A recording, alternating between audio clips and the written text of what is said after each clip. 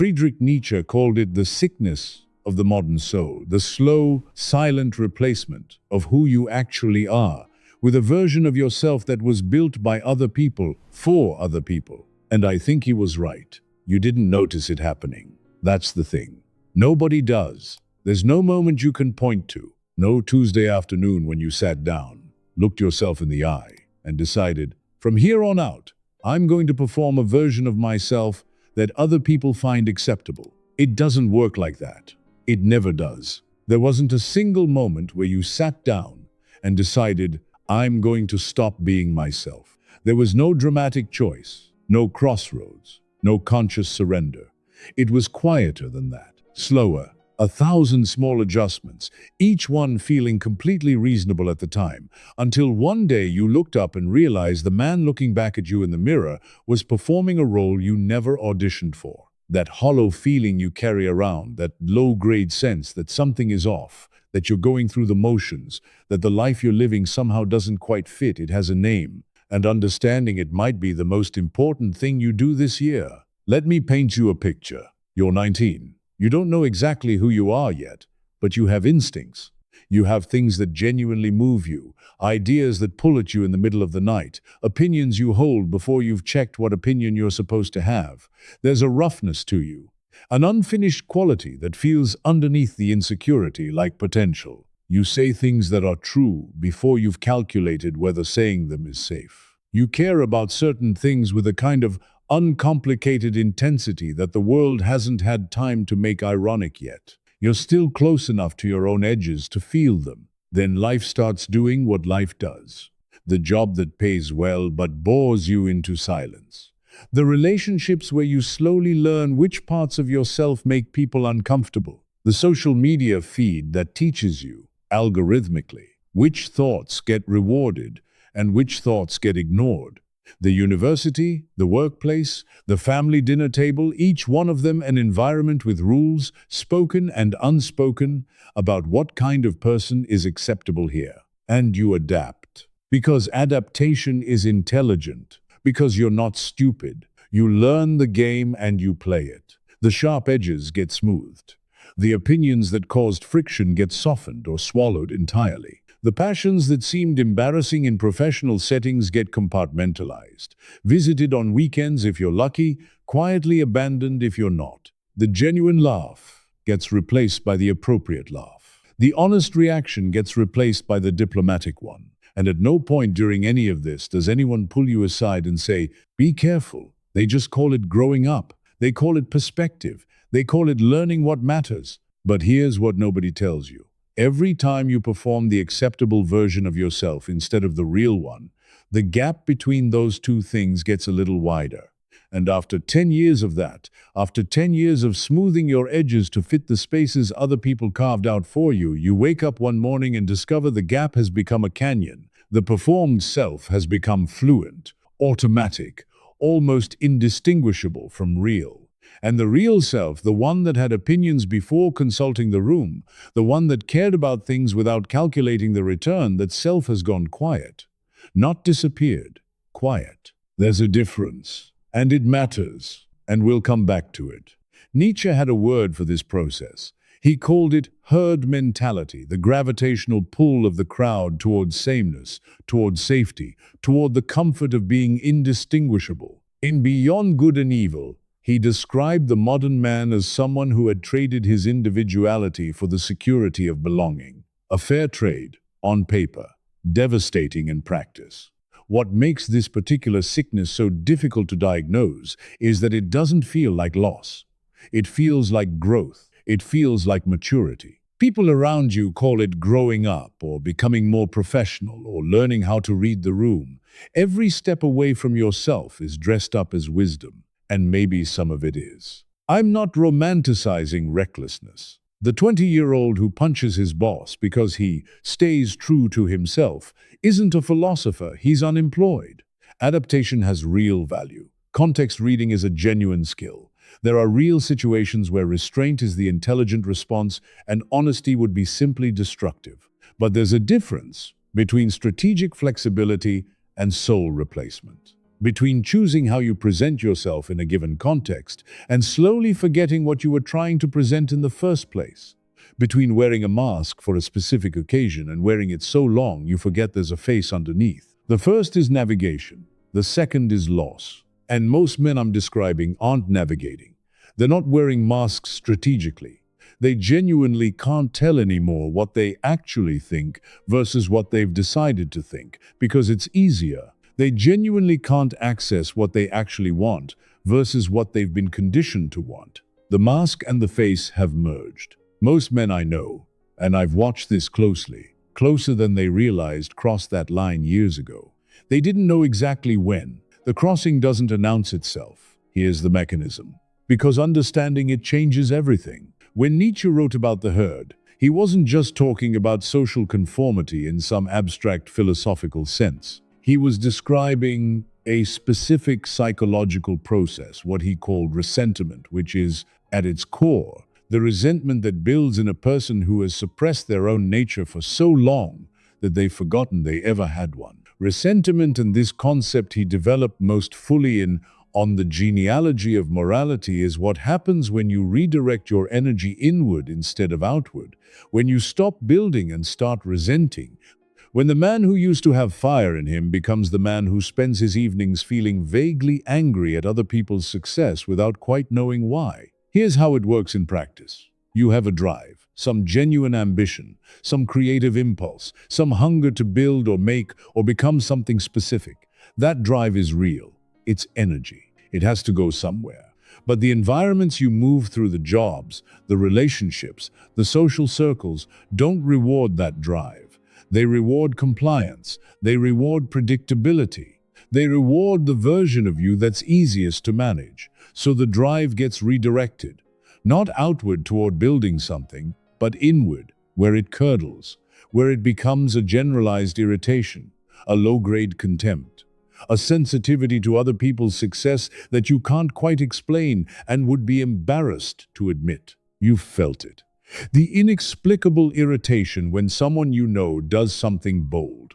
The strange comfort of other people's failures. The way you sometimes catch yourself hoping something doesn't work out for a person you claim to support. That's not a character flaw. That's ressentiment. That's what identity suppression does to a man over time. It turns the energy that was supposed to go into building your life into a slow, corrosive bitterness that eats you from the inside. And the worst part is, it's invisible from the outside. The man experiencing ressentiment looks fine. He shows up to work. He maintains his relationships. He hits his numbers. He just feels underneath all of it, like he's watching his own life from a slight remove. Like he's observing a performance he's technically giving but doesn't fully believe in. Like the credits at the end of someone else's film are going to roll and his name won't be in them. I had a friend once, this was maybe 5 years ago, who was genuinely one of the most creative people I'd ever met. Brilliant ideas, a real original perspective, the kind of mind that made you feel slightly more alive in conversation with him. He had this way of seeing ordinary situations from an angle that nobody else had considered, and he'd describe it so plainly that you'd wonder how you'd missed it. That kind of mind. Then he got a serious corporate job. Good salary, good title, exactly what his family had been encouraging him toward for years. Tuesday morning meetings, quarterly reviews, a very specific kind of smile he'd learned to put on. I watched him change. Not all at once, slowly. The ideas got smaller. The observations got safer. The angles he used to find on things, the ones that made the conversation feel alive, those got filed away somewhere. The conversations that used to run until midnight started wrapping up at 9. And if you asked him directly, he'd tell you he was doing great. He meant it, I think. He'd adapted so thoroughly that he'd stopped feeling the gap. But something was gone. Something irreplaceable. And he knew it. Somewhere underneath the performance, because every few months he'd send me a message at 2 in the morning about some project he was going to start, something he was going to finally do. A podcast, a company, a book. The project would be different each time. He never started any of them. The messages kept coming. That's not a unique story. That's the story I hear most often, which is exactly what makes it worth saying out loud.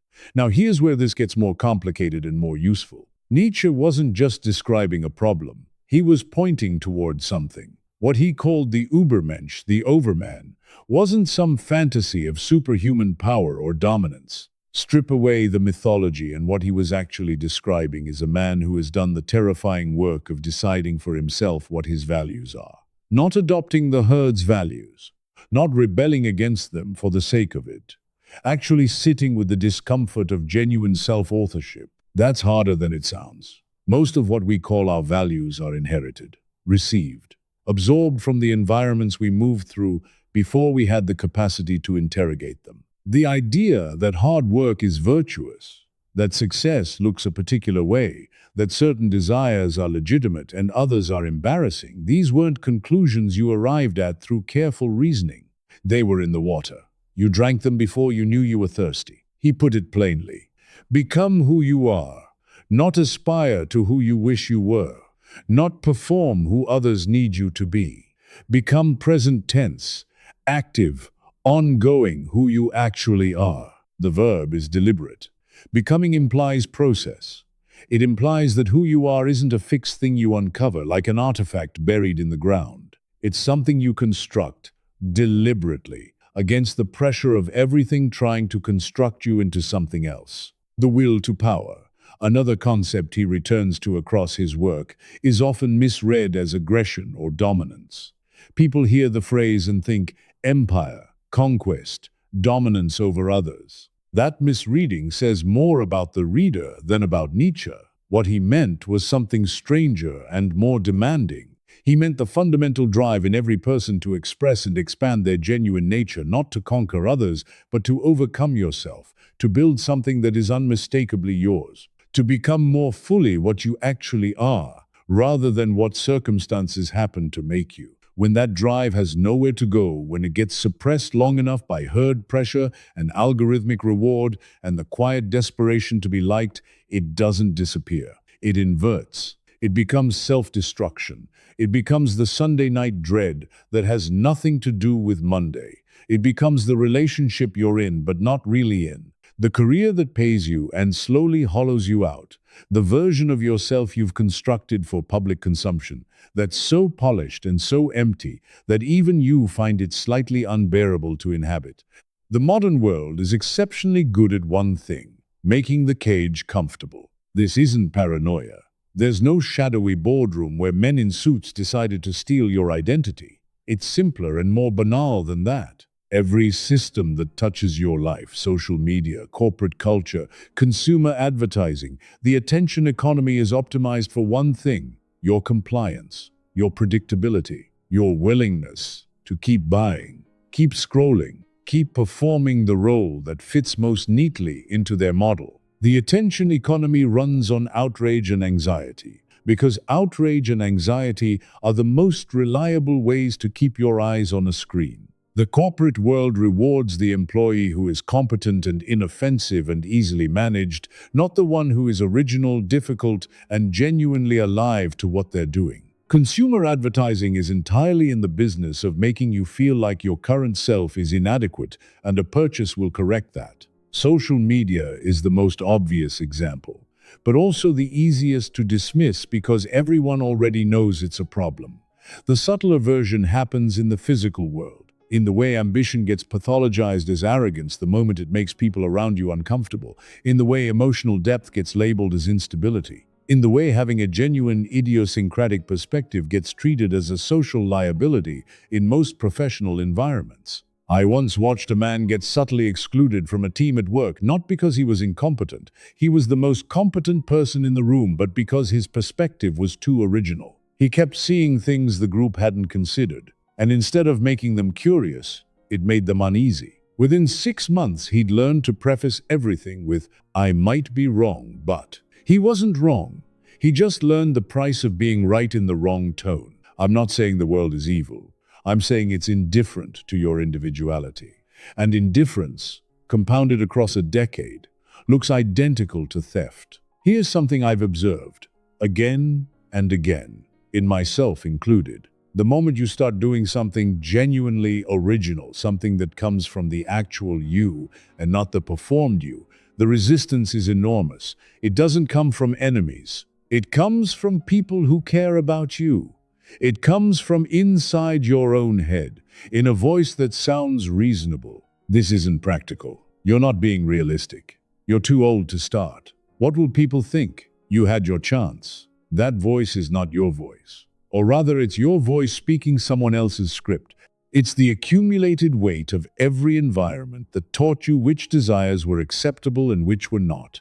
It's what Nietzsche called the voice of the herd operating through you. The values you've internalized so deeply you've stopped noticing they're not yours. And the most uncomfortable question you can sit with, the one most men spend their entire lives not sitting with, is this.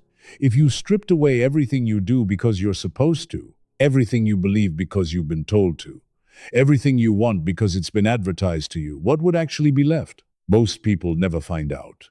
The noise is too constant. The pace is too relentless. The discomfort of silence is too unfamiliar. The moment they get close to the question, they fill the gap with another obligation, another screen, another distraction, not because they're weak, because sitting with that question genuinely hurts. It hurts because the honest answer might require something. It might require you to admit that the life you've built, the one people call successful, the one that looks fine from the outside, it doesn't actually fit. It was assembled from other people's blueprints, and you've been living in it like a house that's slightly the wrong size. Everything works, technically, but nothing feels entirely right. Albert Camus, who was deeply shaped by Nietzsche even when arguing against him, wrote about what he called the absurd man, the person who has seen through the inherited scripts and has to decide, moment by moment, how to live without them. It's not a comfortable position. Camus was honest about that. The absurd man doesn't get a replacement set of certainties. He doesn't swap one set of borrowed values for another. He stands in the open, knowing that the map he was given doesn't match the territory, and has to navigate anyway. Freedom from the herd's identity doesn't feel like liberation immediately. It feels, at first, like loss. Because you've been carrying that borrowed identity for so long that when you start setting it down, you don't know what to pick up instead. The man who's been performing competence and ease for 15 years doesn't know what his actual face looks like anymore. The man who's been chasing other people's definitions of success doesn't know what would genuinely satisfy him. The man who's been managing his image for so long, that image management has become reflex. He doesn't know how to be seen without performing being seen. This is the valley Nietzsche was pointing at. You have to walk through it. There's no way around it. And this is the part that most self-help content, and I say this as someone who has consumed a lot of it, completely skips over. It tells you who to become without helping you understand what you're letting go of and why it will hurt. It gives you the destination without acknowledging the terrain between here and there. The terrain that feels, for a while, like everything is worse rather than better. That's not a sign you're doing it wrong. That's the sign you're doing it at all. So what does it actually look like? The work of reclaiming something. It doesn't look like quitting your job on a Tuesday and moving to the mountains. That's a fantasy. And fantasies are usually a way of not doing the actual thing. The actual thing is smaller and harder and happens in ordinary life, in ordinary moments, with no audience and no dramatic score playing underneath. It looks like noticing, for the first time in years, what you actually think before you check what you're supposed to think. Just noticing, not acting on it, not declaring it, just becoming aware that there's a difference between the reaction you have and the reaction you present. That gap, just noticing it, is where it starts. It looks like saying something true in a room where the true thing is unwelcome, and watching what happens to your nervous system when you do. Not looking for confrontation, not trying to be difficult. Just saying the thing that's actually true instead of the thing that's safe, and sitting with what that feels like. Most men discover they've been managing that discomfort for so long they'd forgotten it was even there. It looks like sitting in silence long enough to hear yourself, really hear yourself, instead of filling every gap with noise. 10 minutes, without a phone, without a podcast, without anything to perform for, just you and whatever rises.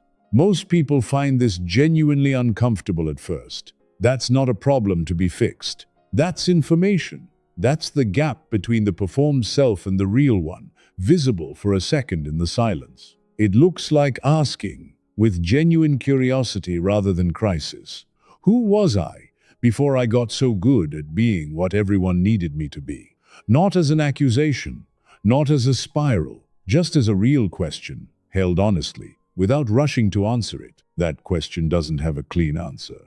But the asking of it changes something. The man who asks it, even once, with complete honesty, he's already different from the man he was before he asked. Nietzsche wrote, in a passage I keep returning to, the individual has always had to struggle to keep from being overwhelmed by the tribe. To be your own man is a hard business. If you try it, you'll be lonely often, and sometimes frightened.